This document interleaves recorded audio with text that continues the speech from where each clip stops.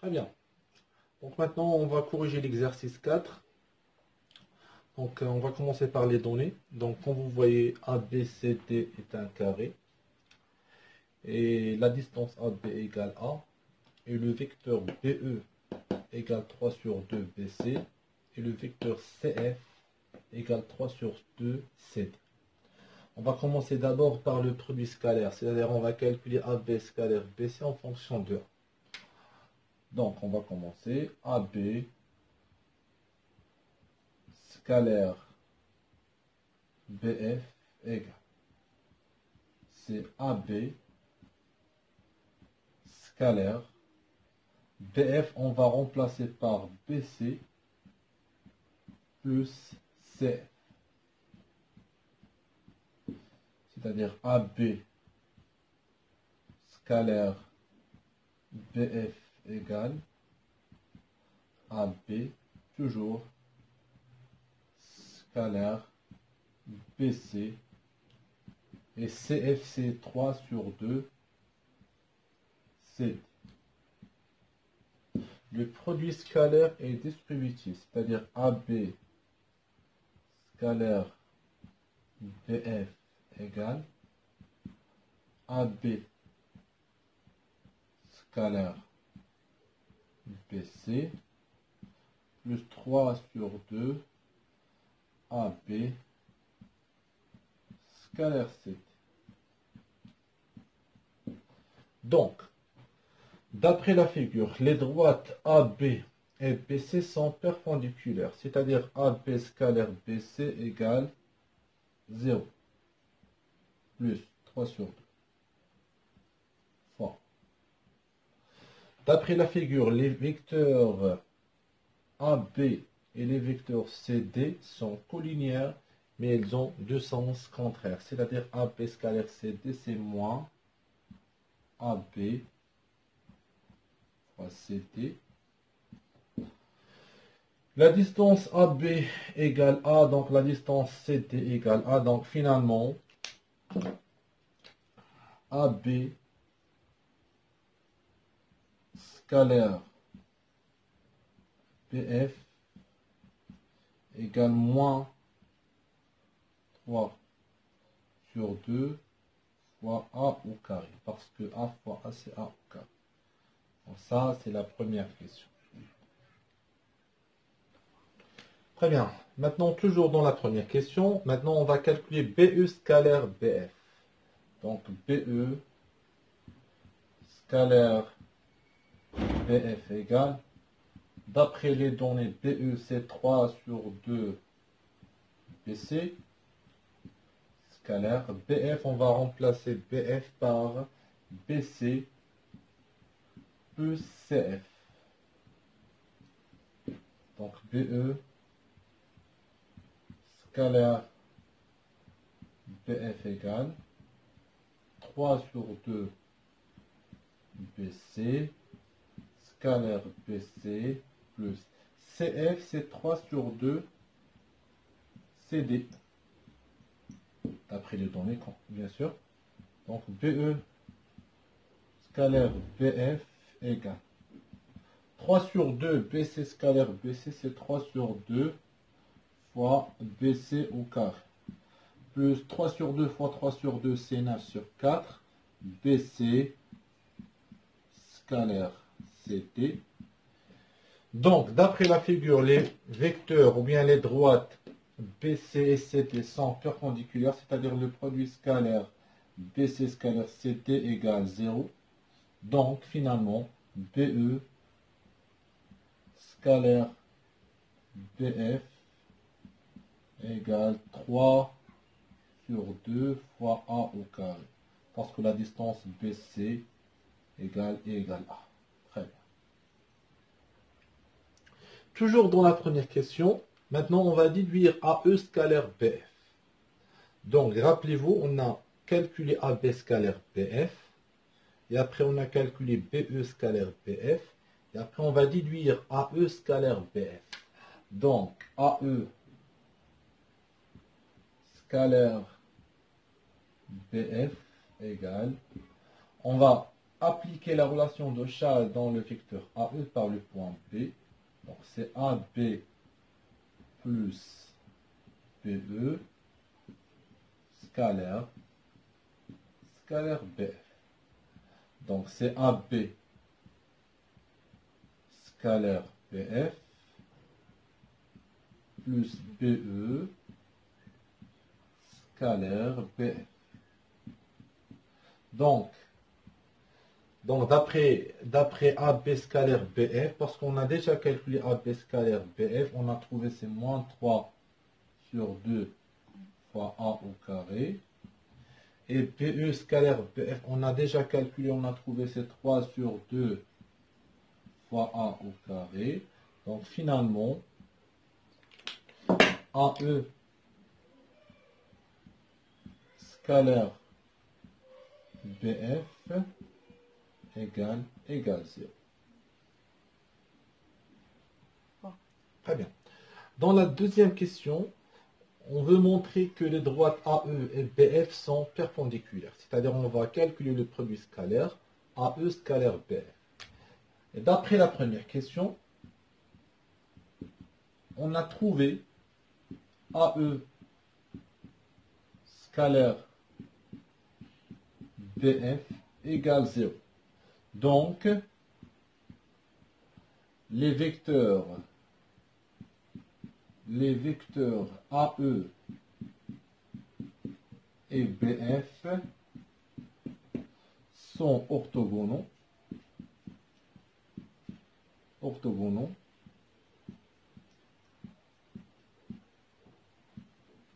Alors, les droites AE et BF sont perpendiculaires. Et voilà. Maintenant, on va corriger l'exercice 5. D'après les données de l'exercice 5, on a ABC est un triangle isocèle au point A, c'est-à-dire la distance AB égale la distance AC. Et d'après les données, l'angle géométrique BAC égale pi sur 6 et AB scalaire AC égale 2 racine de 3. Dans la première question, on veut calculer la distance AC. Donc on va commencer par le produit scalaire AB scalaire AC. Donc on a AB scalaire AC égale AB fois AC fois le cosinus de l'angle géométrique BAC. C'est l'expression trigonométrique du produit scalaire. AB scalaire AC égale 2 racine de 3. La distance AB égale la distance AC, donc on peut remplacer AB par AC. Donc AC fois AC, c'est AC au carré, fois le cosinus de pi sur 6. Donc 2 racines de 3 égale AC au carré. Cosinus de pi sur 6, c'est racine de 3 sur 2. C'est-à-dire AC au carré égale 2 racine de 3 fois 2 sur racine de 3. On va simplifier par racine de 3. Donc, AC au carré égale 4. Donc, AC égale racine de 4. Donc, finalement, AC égale 2. Très bien. Maintenant, toujours dans la première question, on veut calculer la distance BC. Donc, c'est-à-dire on va appliquer le théorème d'Al-Kashi. Donc, d'après le théorème d'Al-Kashi,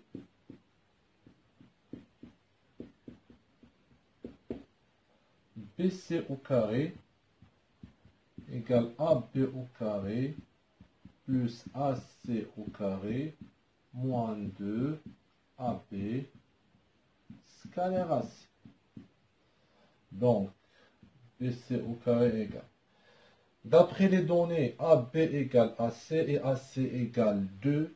Donc, c'est AB au carré c'est 4, AC au carré c'est 4, moins 2 fois AB scalaire AC c'est 2 racine de 3. C'est-à-dire quoi? BC au carré égale 8 moins 4 racine de 3. Donc finalement, BC égale racine de 8 moins 4 racine de 3. Très bien. Très bien. Dans la deuxième question, on veut calculer le cosinus de 5π sur 12.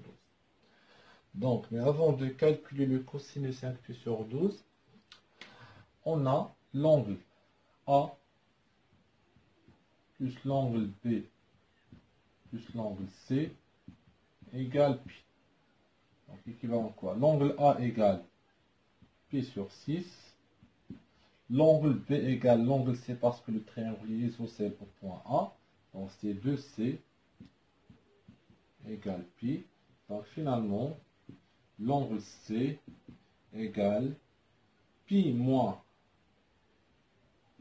π sur 6 divisé par 2.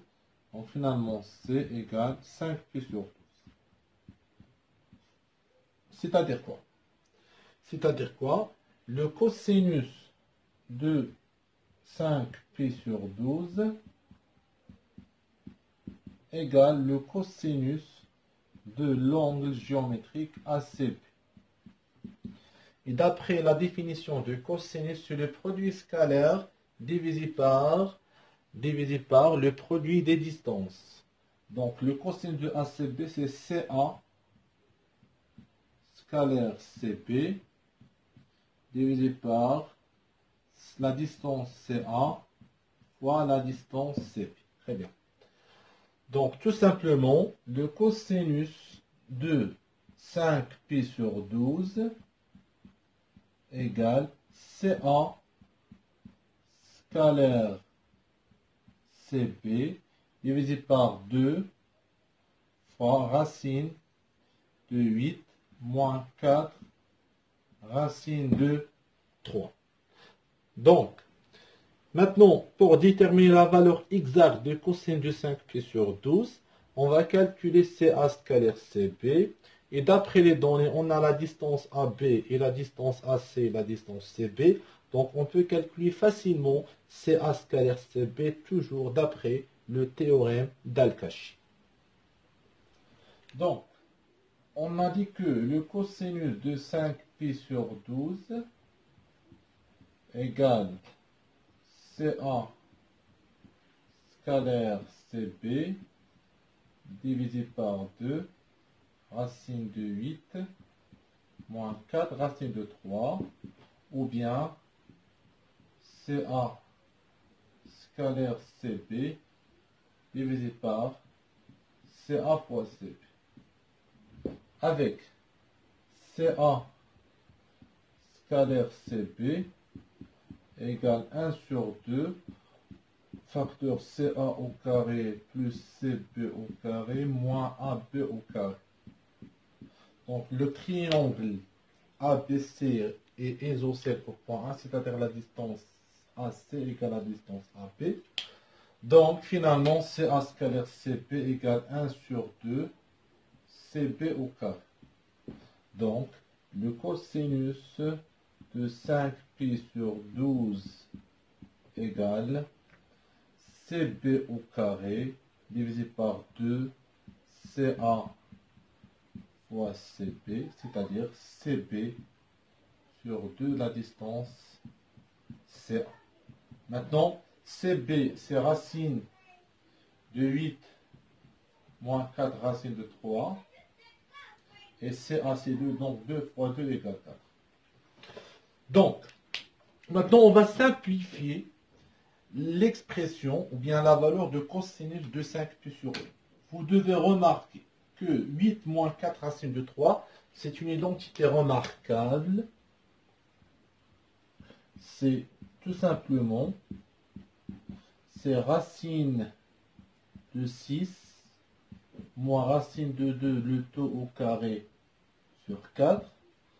Donc finalement, le cosinus de 5π sur 12 égale racine de 6 moins racine de 2 sur 4. Très bien. Maintenant, on va déduire, ou bien on va calculer le sinus de 5π sur 12. Donc, on va appliquer la propriété cosinus au carré de 5π sur 12 plus sinus au carré de 5π sur 12 égale 1, c'est-à-dire quoi? Le sinus au carré de 5π sur 12 égale 1 moins cosinus au carré. Le cos carré de 5π sur 12, c'est combien? C'est racine de 6 moins racine de 2 sur 4, le tout au carré. On va simplifier le calcul. C'est 1 moins 4 au carré, c'est 16. Racine de 6 au carré, c'est 6. Moins 2 racine de 12 plus 2. Donc, sinus au carré de 5π sur 12 égale 1 moins 8 moins 2 racine de 12 sur 16. On réduit en même dénominateur. C'est 16 moins 8 plus 2 racine de 12, le tout sur 16. Donc, sinus au carré de 5π sur 12 égale 8 plus 2 racine de 12 sur 16. Et 8 plus 2 racine de 12, c'est l'identité remarquable, racine de 6 plus racine de 2, le tout au carré sur 16. Alors, sinus de 5π sur 12 égale racine de 6 plus racine de 2, le tout au carré sur 16. Finalement, le sinus de 5π sur 12 égale racine de 6 plus racine de 2, le tout sur 4. All the pain